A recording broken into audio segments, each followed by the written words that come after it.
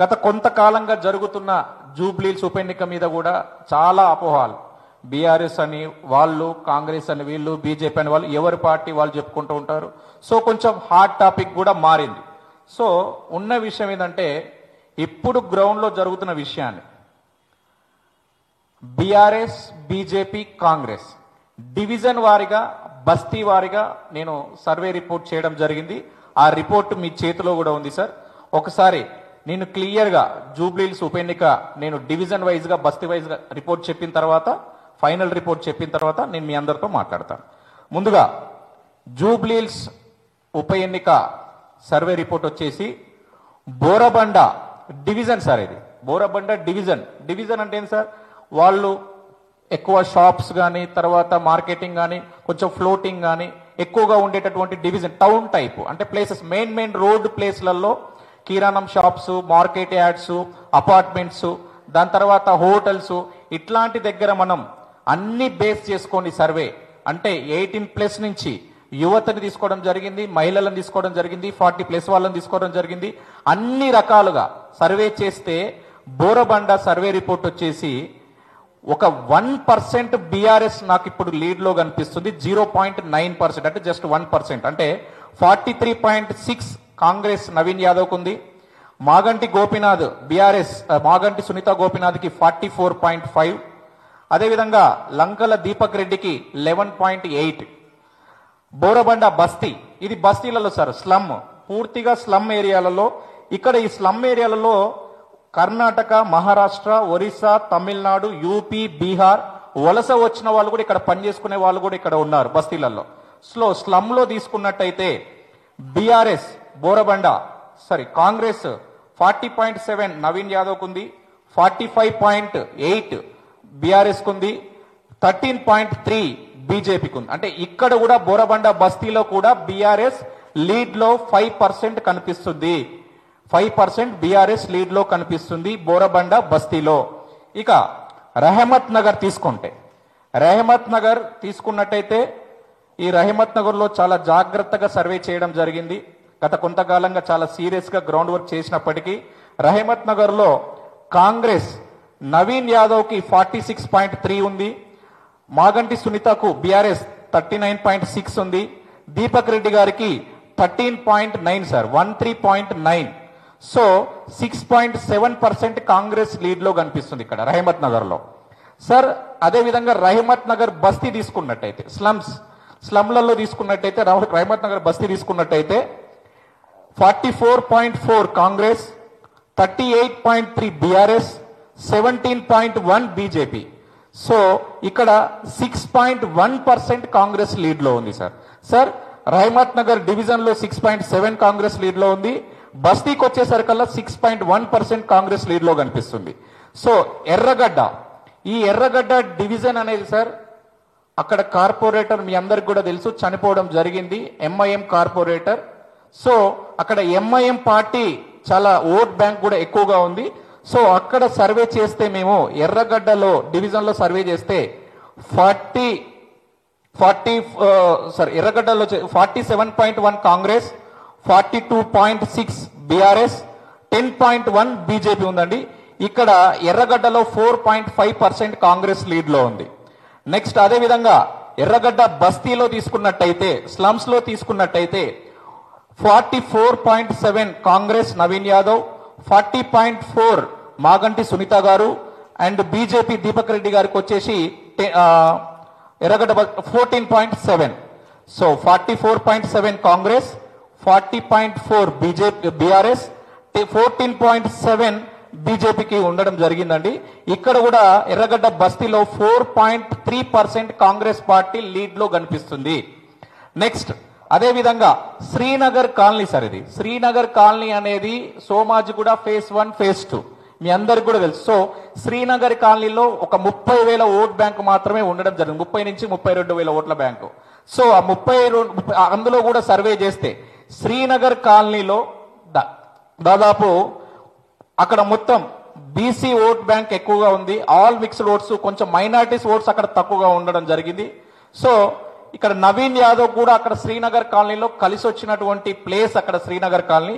So మాకు అక్కడ మా సర్వేలో బాగా తేలిందంటే శ్రీనగర్ కాలనీ డివిజన్లలో చూసుకుంటే కాంగ్రెస్ పార్టీ నవీన్ యాదవ్ కు 49.3%, బీఆర్ఎస్ మాగంటి సునీత మేడం గారికి 34%, బీజేపీ దీపక్ రెడ్డి గారికి 16.6%. అంటే 15.3% మాకు శ్రీనగర్ కాలనీ సోమాజిగూడలో మాకు కనిపిస్తుంది. అంటే ఎక్కువగా 15% అనేది సర్వే మాకు కనిపించినటువంటి డివిజన్ వచ్చేసి శ్రీనగర్ కాలనీ. శ్రీనగర్ బస్తీకి వస్తే 42.4 కాంగ్రెస్, 37.6 మాగంటి సునీత గారు బీఆర్ఎస్, 19.8 బీజేపీ దీపక్ రెడ్డి గారు. సో ఇక్కడ 4.8% బస్తీలలో మాకు కాంగ్రెస్ లీడ్ కనిపిస్తారు. అక్కడ డివిజన్ లో 15.3, బస్తీకి వచ్చేసరికల్లా గ్రాఫ్ కాంగ్రెస్ తగ్గడానికి కారణం ఏంటంటే మీకు ఈ రిపోర్ట్ అంతా అయిపోయిన తర్వాత మీకు నేను ఇండివిజువల్ గా చెప్తాను సార్. దాని తర్వాత షేక్పేట్ లో వచ్చేసి Congress 44.6, BRS 40.5, BJP 14.8. So Shaikpet division లో 4.1% కాంగ్రెస్ లీడ్ లో కనిపిస్తుంది. అదేవిధంగా షేక్పేట్ బస్తీ తీసుకున్నట్టయితే 44.9 కాంగ్రెస్, 41.3 బీఆర్ఎస్, 13.6 బీజేపీ. ఇక్కడ 3.6% కాంగ్రెస్ బస్తీలలో లీడ్ కనిపిస్తుంది సార్. 4.1% షేక్పేట్ డివిజన్ లో కనిపిస్తుంది. షేక్పేట్ బస్తీలలో 3.6% కాంగ్రెస్ లీడ్ కనిపిస్తుంది. యూసుఫ్గూడలో క్యాండిడేట్ యొక్క ఓన్ డివిజన్ అండ్ అక్కడ మేము గ్రౌండ్ సర్వే చేస్తే 45.1 కాంగ్రెస్, యూసుఫ్గూడ డివిజన్ లో 45.2 కాంగ్రెస్, 37.2 బీఆర్ఎస్ మాగంటి సునీత గారు, 17.5 బీజేపీ. ఇక్కడ 8% యూసుఫ్గూడ డివిజన్ లో లీడ్ కనిపిస్తుంది సార్. నెక్స్ట్ యూసుఫ్గూడ బస్తీలలో 48.2 కాంగ్రెస్, 35.8 బీఆర్ఎస్, 15.8 బీజేపీ కనిపిస్తుంది సార్. ఇక్కడ బస్తీలలో 12.4% కాంగ్రెస్ లీడ్ లో కనిపిస్తుంది సార్. నెక్స్ట్ అదేవిధంగా వెంగళరావు నగర్ డివిజన్ తీసుకున్నట్టయితే 45.4 కాంగ్రెస్, 34.9 బీఆర్ఎస్, 19.6 బీజేపీ. సో ఇక్కడ 10.5% కాంగ్రెస్ లీడ్ లో కనిపిస్తుంది సార్. వెంగళరావు నగర్ బస్తీ కాంగ్రెస్ నవీన్ యాదవ్ 44.8, బీఆర్ఎస్ మాగంటి సునీత 39.4, బీజేపీ దీపక్ రెడ్డి గారు 15.7. సో ఇక్కడ వెంగళరావు నగర్ బస్తీలలో 5.4% కాంగ్రెస్ లీడ్ లో కనిపిస్తుంది సార్. సో ఇది ఈ డివిజన్ వారీగా మీకు ఇచ్చిన రిపోర్టు బస్తీలలో డివిజన్ వారీగా మీకు చెప్పడం జరిగింది. సో ఇక్కడ దాదాపు స్లమ్ లో ఉండే వాళ్ళు, డివిజన్ లో ఉండే వాళ్ళ విధంగా కూడా మీకు ఎగ్జాంపుల్ నేను ఎక్స్ప్లెయిన్ చేసుకుంటూ వచ్చింది. ఇప్పుడు ఓవరాల్ రిపోర్ట్ వచ్చేసి కాంగ్రెస్ కి 5.7% లీడ్ లో ఉంది సార్. కాంగ్రెస్ ఇప్పటికు మొన్నటి వరకు 5.7%, సీఎం గారి క్యాంపెయినింగ్ కాకముందుకు ఈ సర్వే వచ్చేసి 5.7% వరకు కూడా కాంగ్రెస్ లీడ్ లో కనిపిస్తుంది. సో 5.7% అంటే సార్ ఓవరాల్ గా 10 నుంచి 12,000 మెజార్టీ ఇప్పుడున్నటువంటి కాంగ్రెస్ మెజార్టీ. సో మేము ఓవరాల్ గా సర్వే చేసిన తర్వాత 90,000 ప్లస్ కాంగ్రెస్ కనిపిస్తుంది, 75 ప్లస్ బీఆర్ఎస్ కు కనిపిస్తుంది, బీజేపీకి 25 నుంచి 30 ప్లస్ కనిపిస్తుంది సార్. సో ఇక్కడ ఈ సర్వేను అంటే ఈ రోజుకు ఇదే గ్యారెంటీ అని కాదు, ఇంకా కూడా కాంగ్రెస్ కు పెరిగే అవకాశం కూడా ఉంది.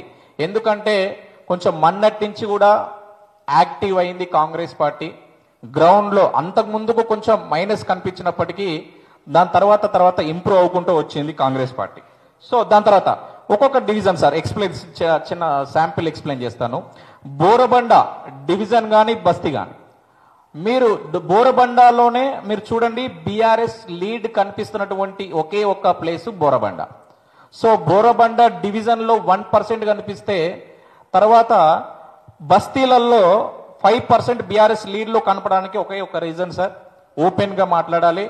అక్కడ మైనార్టీస్ ఓట్లు ఎక్కువగా ఉన్నప్పటికీ ఒక చిన్నగా కొద్దిగా మైనస్లో ఉండడానికి కారణం ఏంటంటే కొంచెం అక్కడ గ్రౌండ్ లెవెల్లో కాంగ్రెస్ వాళ్ళు వెళ్ళలేకపోతున్నారు. గ్రూప్ రాజకీయాలు అక్కడ ఎక్కువ ఉన్నాయి.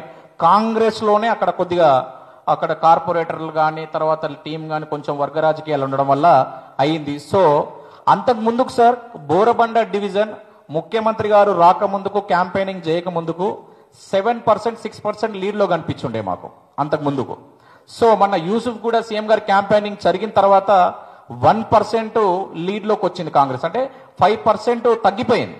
బీఆర్ఎస్ కు 5-6% తగ్గిపోయి కాంగ్రెస్ కొంచెం మంచి మెజార్టీ బోరబండలో కొంచెం తగ్గుకుంటూ పెరుగుకుంటూ వస్తుంది. సో క్యాంపెయినింగ్ అనేది చాలా ఇంపార్టెంట్, సీరియస్ క్యాంపెయినింగ్ జరుగుతుంది అక్కడ. నెక్స్ట్ అదేవిధంగా బోరబండలో చూసినట్టయితే మెయిన్ ఏంటంటే సార్ అక్కడ మీకు తెలుసు కొద్దిగా హైడ్రాకి సంబంధించినటువంటి బాధితులు ఉన్నారు. సో హైడ్రా బాధితుల్ని ఇంకా కాంగ్రెస్ వాళ్ళ దగ్గరికి వెళ్ళి చాలా వాళ్ళు పాజిటివ్గానే ఉన్నారు, కొంతమంది బాగా నెగిటివ్ క్రియేట్ చేస్తున్నారు. సో నెగిటివ్ని క్రియేట్ చేయకుండా వాళ్ళ దగ్గరికి వెళ్ళి వాళ్ళకు ఒక భరోసా కల్పించి వాళ్ళతో మాట్లాడినట్లయితే ఇంకా అక్కడ కాంగ్రెస్ పార్టీ లీడ్ పెరిగే అవకాశం ఉంటుంది. ఎందుకంటే అక్కడ బీఆర్ఎస్ లీడ్లో ఉంది కాబట్టి దాన్ని కాంగ్రెస్ పార్టీ లీడ్లోకి తీసుకురావాలనుకుంటే అక్కడ మాట్లాడడం జరుగుతుంది. నెక్స్ట్ అదే విషయానికి వస్తే ఇక మెయిన్ థింగ్ ఏంటంటే రహమత్ నగర్లో మీకు తెలుసు ఆల్రెడీ మన కార్పొరేటర్ బీఆర్ఎస్ నుంచి కాంగ్రెస్లోకి వచ్చిండు సిఎన్ రెడ్డి గారు. కొద్దిగా ఇంపాక్ట్ ఉంది, పాజిటివ్ ఇంపాక్ట్ ఉంది. సో అక్కడ కూడా కాంగ్రెస్ లీడర్ కావడానికి తను కృషి చేస్తున్నాడు. గ్రౌండ్లో మాకు కనిపించినటువంటి విషయం ఏంటంటే అక్కడ కూడా లీడ్లో కనిపిస్తుంది. సో ఎర్రగడ్డలో కూడా ఎంఐఎం అక్కడ స్ట్రాంగ్గా పనిచేస్తుంది. సో అక్కడ లీడ్ ఇస్తుందంటే కాంగ్రెస్ కు ప్లస్ పాయింట్ ఏంటంటే ఎంఐఎం అక్కడ చాలా స్ట్రాంగ్ గా లీడ్ కూడా ఇవ్వడం జరుగుతుంది. సో శ్రీనగర్ కాలనీలో కూడా సేమ్ మీకు తెలుసు అక్కడ బీఆర్ఎస్ కార్పొరేటర్ ఉన్నప్పటికీ కూడా ఎందుకు అంత కాంగ్రెస్ కి మెజార్టీ రావడానికి కారణం ఏంటంటే బీఆర్ఎస్ పై ఉన్నటువంటి వ్యతిరేకత అక్కడ కొద్దిగా ఎక్కువగా ఉంది. సో దానివల్ల అక్కడ కూడా కొంచెం నెగిటివిటీ అనేది బీఆర్ఎస్ కు ఉంది. సో షేక్పేట్ కూడా మైనార్టీస్ ఎక్కువ ఉండే ప్లేసు. సో అయినప్పటికీ కూడా అక్కడ కాంగ్రెస్ గెలిచే అవకాశం కూడా లీడ్ కనిపిస్తుంది. తర్వాత యూసుఫ్ కూడా వెంగళరావు నగర్ అన్నిట్లో కూడా దాదాపు ఇదే విధమైనటువంటి సిచ్యువేషన్ కనిపిస్తుంది. ఈ సర్వే ఇంకా రాను ఇంప్రూవ్ కూడా కావచ్చు. యాజ్ అండ్ నౌ టుడే నాకున్న ఇన్ఫర్మేషన్ ఏంటంటే కాంగ్రెస్ ఒక 10 నుంచి 12 వేల మెజార్టీ తోటి కాంగ్రెస్ పార్టీ గెలుస్తుంది.